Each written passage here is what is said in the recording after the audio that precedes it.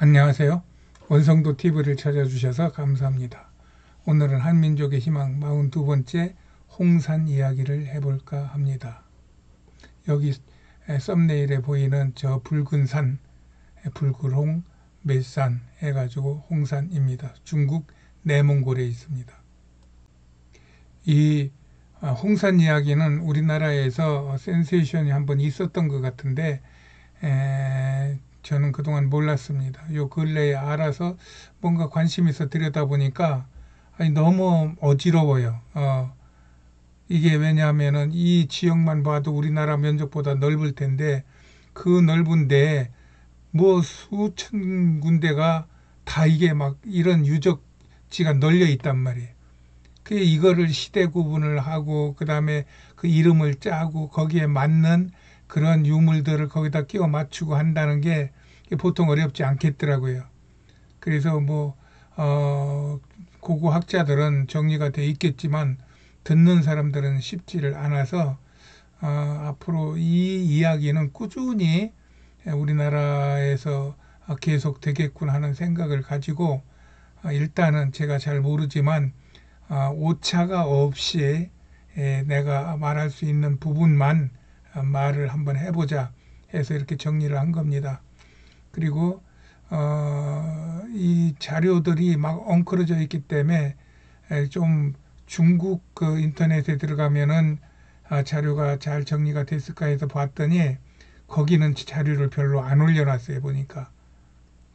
그랬는데 그럼에도 불구하고 몇 가지 있는 것 이것들은 그 제목에서 벗어나지 않을 것이다 생각을 하고 중국 것들을 제가 많이 참조를 하고 그렇게 해서 만들어 가는 중입니다. 한번 보시겠습니다. 먼저 지도는 부산에 있는 국제신문사가 기사 쓴 데서 따왔고 오른쪽에 그 시대를 나눈 거는 제가 그 위키피디아에 이런 데서 보고 나눈 겁니다. 이곳은 요하강과 만리장성으로 둘러싸인 우리나라 서북부 지역, 지금의 내몽골 지역입니다. 이곳에서 1908년 일본의 인류학자 도리 류소가 처음 선사시대의 유적인 적성묘를 발견합니다. 이후 중국은 청일전쟁, 1, 2차 세계대전, 국공전쟁 등으로 혼란을 거친 후 1980년대부터 다시 이곳을 본격적으로 발굴하여 지금까지 뭐 500곳 이상을 일단은 찾아내고 지금도 계속 작업을 하고 있는 것 같습니다. 그러면서 이게 어떤 문화권이 형성이 되었구나 해가지고 1994년에 홍산문화라고 명명을 하였다고 그럽니다. 이곳이 관심을 받는 것은 왜냐하면은 여기 지도에 보시듯이 만리장성 북쪽이란 말이에요. 그러니까 만리장성 남쪽이 중국이고 이 북쪽의 오랑캐들을 막기 위해서 만리장성을 쌓는데 그 오랑캐들이 사는 곳에서 지금 이 일이 벌어지고 있다는 얘기입니다. 그리고 이 유물들을 유적들을 유심히 보니까 이게 중국에서는 별로 나타나지 않는 뭐 소위 말하는 빗살무늬 토기 그 다음에 무슨 뭐 고음 조각 덩어리 같은 것들 비파형 청동검 같은 것들 그 다음에 그 칠을 가지고 있는 그 성곽들 뭐 옥기들 그 다음에 특별히 3과 7을 좋아하는 뭐 어떤 그 생활 시스템 이런 것들은 중국 것이 아니고 우리나라 현재 우리나라 사람들이 많이 보고 접하고 좋아하는 그런 것들이기 때문에 우리나라는 우리나라 나름대로 관심을 갖는데 우리는 거길 들어갈 수가 없으니까 들어가지 못하고 중국이 막아놓고 이것들을 자기네 역사 유물로 만들기 위한 작업을 지금 하는 것 같습니다. 이곳에서 맨 먼저 발견되는 문화가 신락 문화라고 여기 그 심양 우리가 요즘에도 자주 쓰는 말이죠. 심양 심양 쪽에 있는 그곳에 신락이라고 하는 데가 있나 봅니다. 그래서 그 신락 문화라고 이름을 지었는데 그곳이 BC 7000년 그러니까 지금으로부터 9000년 이전에 신석기가 BC 12000년부터 시작된다고 하는 것 같던데 신석기가 시작되면서 이곳에 문화가 열렸다는 이런 얘기가 되겠습니다. 이 그림은 지금 중국 심양에 있는 그 신락 박물관입니다. 원시에 이렇게 살았을 것이라고 하는데 이 그릇이 너무 정교해서 저는 자신 못하겠습니다. 이게 그때 그릇인지. 근데 그 사전에는 이렇게 나와 있습니다. 그 다음에 본격적으로 문화가 열린 것이 BC 7000년부터 시작되는 소하서 문화입니다. 한번 보시겠습니다. 이때는 사람들이 살기는 살았는데 특별한 흔적들이 잘 안 남는가 봅니다. 여기 맨 밑에 숟가락같이 생긴 게 이게 뭐 점치는 그런 뼈 아닌가 이렇게 생각을 하고 있는 것 같습니다. 다음은 흥융화 문화입니다. BC 6000년경부터 시작되는 문화입니다. 한번 보시겠습니다. 고대사를 들여다보면은 재미나는 게 특히 수메르도 그렇습니다. 지금까지 인류 역사의 미스테리라고 그러는데 어느 날 갑자기 하늘에서 도시가 떨어지고 사람이 떨어지듯이 떨어진 거예요. 그래가지고 계획 도시를 만들고 신전을 만들고 또 글자를 형태를 만들어서 사용을 하고 이러한 그 요즘 시대와 비슷한 그런 국가 체제를 가지고 있는 시스템이 느닷없이 나타난다는 거예요. 그리고 사라진다는 거예요. 지금 여기 그 홍산도 그런 일이 벌어진 거예요. 지금 아까 보셨듯이 그 전까지는 사람이 살았던 흔적만 보이지 어떻게 살았는지 모르는데 바로 이 흥룡화 문화 시대부터 사람이 집단 거주를 하기 시작한단 말입니다. 벌써 여기가 마을인데 이런 마을이 많다는 것 같은데 이 마을이 계획된 것이 표가 나고 옥을 갈아서 이렇게 귀걸이를 만들고 그 다음에 이렇게 저 장묘 문화가 있어가지고 거기에다가 매장물 같은 것들을 같이 넣고 하는 이런 것들이 지금 우리와 비슷한 그 문화가 느닷없이 나타난다는 것이 그 고대 역사의 특징 중에 하나인데 지금 홍사는 이 흥룡화 문화부터 그것이 나타났고 그래서 중국 사람들은 여기서 우리 중국이 시작됐다 해가지고 중화 제1촌이라고 중국에서 가장 먼저 사람들이 살았던 마을이다. 지금 이렇게 선전을 하는 것 같습니다. 그 다음에 BC 5000년부터 시작된 사하 문화를 볼까요? 이거는 이스라엘에 있는 사하가 아니고 중국에 있는 사하 문화입니다. BC 5000년 사해 문화부터는 이제 농사를 짓기 시작했던 것 같습니다. 그리고 사람들이 모여 살면서 농사 잘 짓고 가뭄 들지 말고 태풍 불지 말라고 용 모양의 돌을 모아서 용 모양을 만들어 놓고 그리고 거기다 제사하고 그랬던 것 같습니다. 이 홍산 문화의 가장 미스테리한 것 중에 하나가 이 옥 가공품들입니다. 이 옥 가공은 여기에서 난 것도 아니고 백두산 부근에 있는 수암이라고 하는 데서 거기서 옥을 캐다가 가공을 했는데 그게 지금 우리 현대에도 그 기계 가지고 저렇게 예쁘게 이렇게 모양을 내고 광을 내는 게 쉽지 않답니다. 근데 어떻게 그 5000년 7000년 전에 그것들을 가공해서 그렇게 귀하게 썼는지 아주 미스테리입니다. 다음은 BC 5000년 전부터 있었던 부하 문화를 알아보겠습니다. 이때부터 각골 문자가 생기기 시작한 것 같습니다. 다음은 BC 4000년경의 조보구 문화를 보시겠습니다. BC 4000년이면 그때 막 4대 문명이 발생하기 전인데도 이미 이쪽 홍산 쪽에서는 이런 아주 정교한 가공품들이나 또 이러한 채색 도기 같은 것들이 일단 사용되기 시작했다는 것입니다.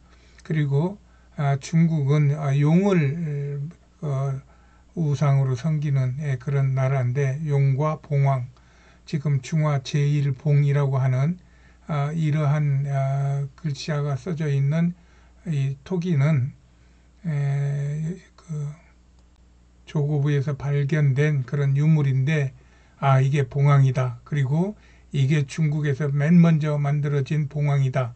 그래서 중국 사람들이 다시 또 여기다 중화 제1봉황, 중화 제1봉 이렇게 붙이고 이것이 중국 곳곳에 지금 세워져 있는 것 같습니다. 그리고 홍산 문화를 보시겠습니다.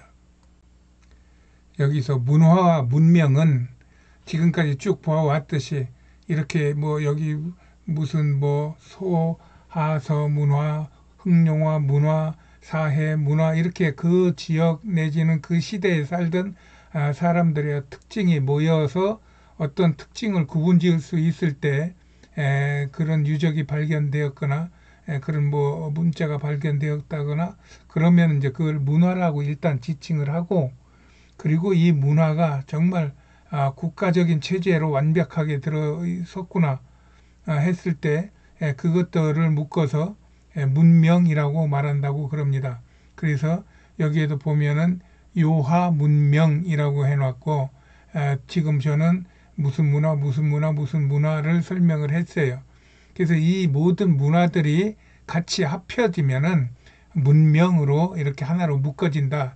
이렇게 보시면은 크게 잘못되지 않을 겁니다. BC 3000년경에 있었던 홍산 소하연 문화 유물들입니다. 유물들이 조금 복잡해졌고 정교해졌고 채색이 들어있고 그렇네요. 그리고 여기서 주목할 것은 이 그림, 이 돌성입니다. 이게 BC 3000년경에 지어진 성인데, 이 성이 고구려에서 쌓는 성하고 똑같은 거예요. 그러니까 고구려 성하고 똑같은 게 아니라 이 성 쌓는 거를 고구려가 물려받았다는 거예요. 이 성의 특징은 이 톱니바퀴처럼 생겼다는 거예요. 성이 그냥 일자로 쭉 일자 성벽이 아니라 가다가 이게 툭 튀어나오고 가다가 툭 튀어나오고, 이 툭 튀어나온 거를 치라고 그러는데, 그래서 이제 이 성곽이 치가 있는 성곽인데, 이 고구려 성은 무조건 이 치를 만들었다는 거예요. 그래서 이런 것들이 우리 한민족하고 연결되는 문화다. 우리는 이제 그렇게 주장을 하더라고요. 이렇게 하여 BC 7000년부터 BC 3000년 가량의 약 4000년의 상고대 역사를 그냥 짤막하게 훑어보았습니다. 이거는 어떤 중요한 설명을 하기보다는 이렇게 사람들이 얘기하는 것을 정리해 보니까 이렇게 정리가 됐다. 그리고 그런 거에 대한 대표적인 사진들이 이런 것들인데 참고하세요 하는 정도입니다.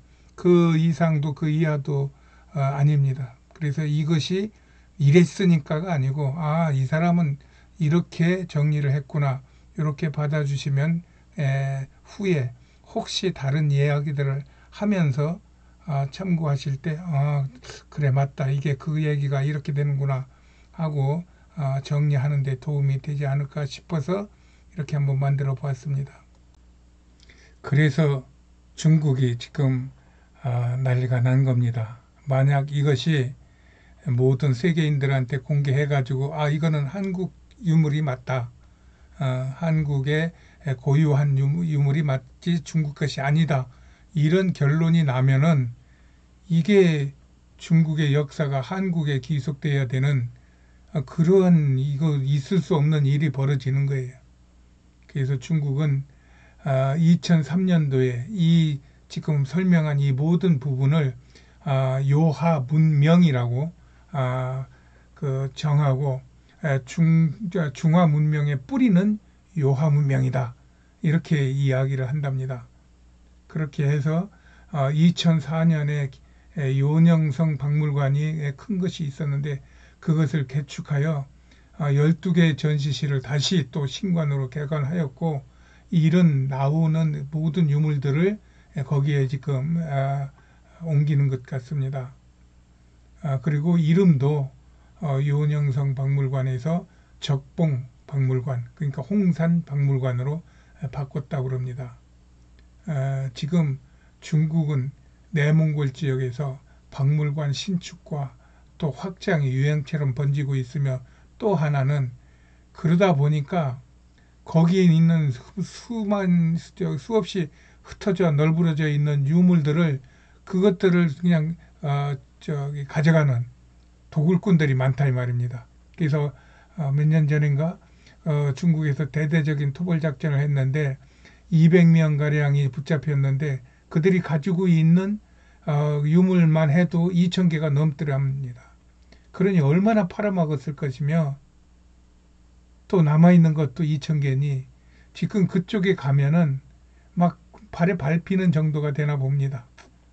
그래서 중국은 그쪽을 엄격하게 통제를 하면서 어떤 데는 그 마을 전체를 이주시키고 하는 그런 일도 벌어지면서 중국 궁정을 하고 있는 것 같습니다.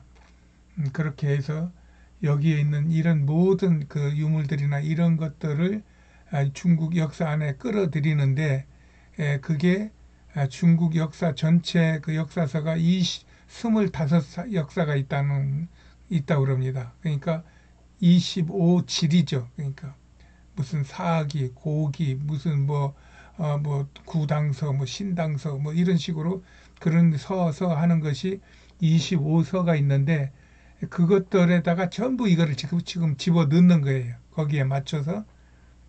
그러니 이게 얼마나 복잡하고 어렵고 나중에 이게 탈이 나겠습니까? 지금 저들이 저렇게 막 박물관 짓고 막 이러는데 만약에 여기는 한국 땅이다.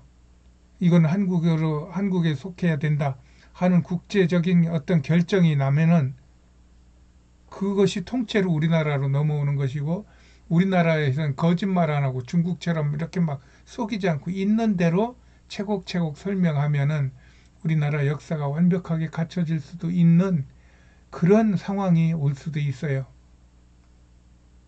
그래서 국가에서도 이런 것들을 자주 계몽하고 홍보해서 우리나라 역사가 지금 이 상황에 와 있으니 여러분들이 관심을 갖고 이 부분에 대하여 국가의 조치를 잘 따라달라, 국가의 가르침을 잘 받아달라 이렇게 했으면은 참 국민들도 자존심이 살 것 같습니다.